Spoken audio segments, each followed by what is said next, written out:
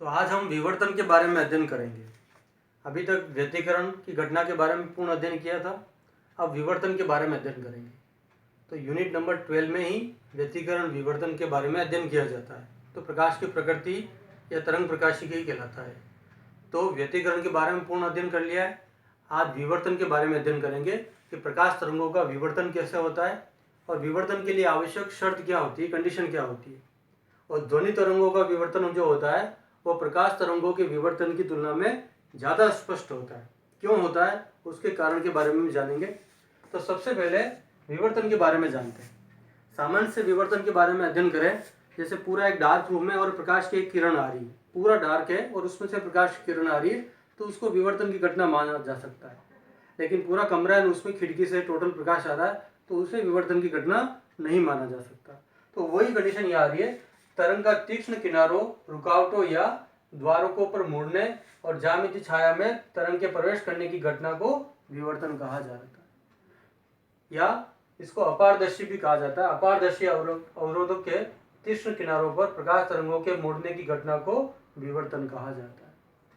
या इसकी एक परिभाषा सेकंड ये भी याद कर सकते हैं, तरंगों का ऋजु रेखी संचरण से विचलन को, प्रकाश तरंग सीधी जा रही है, हल्की सी वो मुड़ जाती है, इस घटना को भी विवर्तन कहा जाता है।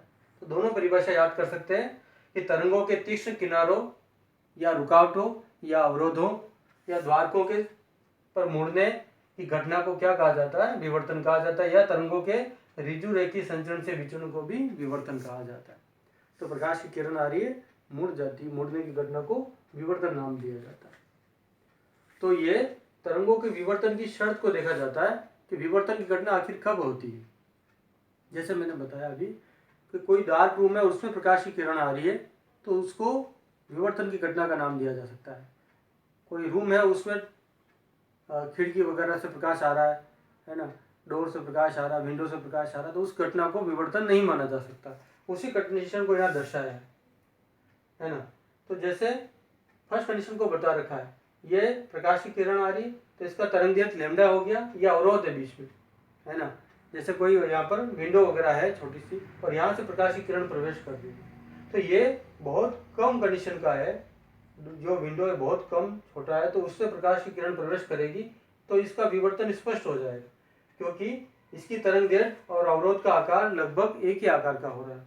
तो ये डी लेस देन लेमडा कहलाएगा। अवरोध जो है वह तरंगदैर्घ्य से छोटा है, बटाव में ले जाएंगे तो d upon lambda less than equal to 1 कहलाएगा। यानी डी और लेमडा का अनुपात अगर 1 और 1 से कम आता है तो उससे विवर्तन की घटना को स्पष्ट मानते। पहली शर्त है अवरोध का आकार, जैसे पूरा कमरा पैक है और हल्के से विंडो से प्रकाश आ रहा है, तो डी और लेमडा, अगर डी और लेमडा को हल करते हैं उसका मान 1 या 1 से कम आता है तो विवर्तन को स्पष्ट माना जाता है। यदि अवरोध का आकार ज़्यादा है, उससे प्रकाश प्रवेश कर रहा है, तो अगर डी का मान, अवरोध का मान तरंगदैर्घ्य से थोड़ा ज़्यादा है, या इसको डी अपॉन लेमडा, लेमडा को बटा में ले जाएंगे तो ग्रेटर देन 1 कहलाएगा। डी अपॉन लेमडा का मान 1 से ज़्यादा हो गया है तो विवर्तन तो होगा लेकिन अस्पष्ट होगा। और अगर बहुत ज़्यादा है अवरोध का आकार तो प्रकाश सीधा निकल जाएगा। जैसे कमरा है और विंडो का मान ज़्यादा है, विंडो ज़्यादा है और प्रकाश प्रवेश कर रहा है, तो वो विवर्तन को नहीं माना जा सकता। तो वही कंडीशन यहाँ दर्शाई गई है, अवरोध का आकार ज़्यादा है तो प्रकाश सीधा आगे निकल जाएगा। तो डी का मान जो होगा, अवरोध का मान तरंगदैर्घ्य से बहुत ज़्यादा होगा, तो उससे विवर्तन की घटना नहीं माना जा सकता। डी अपॉन लेमडा, इसको कहते हैं ग्रेटर देन, ये तीर का निशान को कहते हैं ग्रेटर देन 50 से ज़्यादा चल जाता है तो विवर्तन की घटना को नहीं माना जा सकता।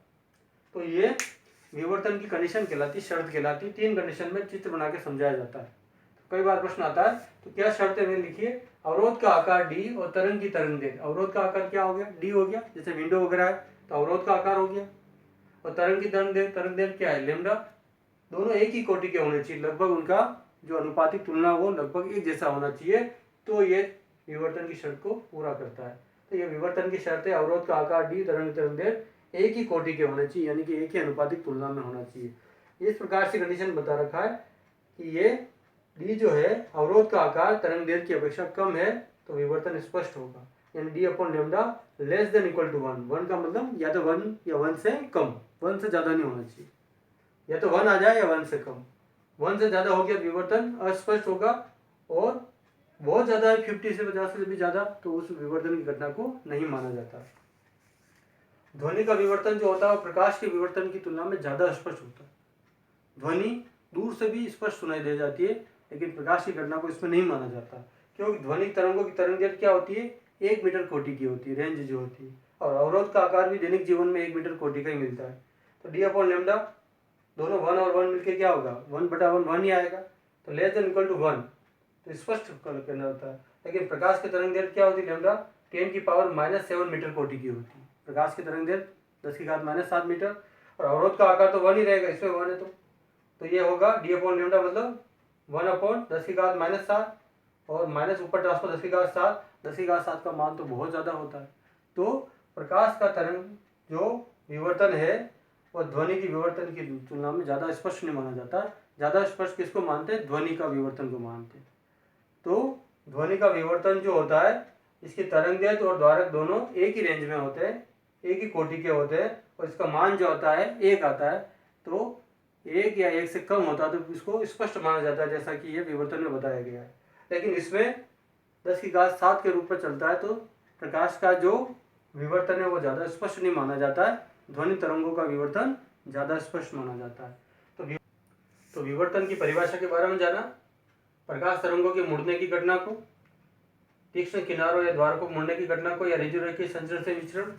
विवर्तन स्पष्ट कब होगा, जब मान 1 या 1 से कम होगा। 1 से ज़्यादा होगा तो विवर्तन तो होगा लेकिन अस्पष्ट होगा, और बहुत ज़्यादा होगा तो विवर्तन की घटना को नहीं माना जाता। ध्वनि तरंगों का विवर्तन ज़्यादा स्पष्ट होता है, प्रकाश तरंगों का विवर्तन ज़्यादा स्पष्ट नहीं माना जाता, क्योंकि ये 1 के अनुपात में आते हैं, इसका मान ज़्यादा आता है।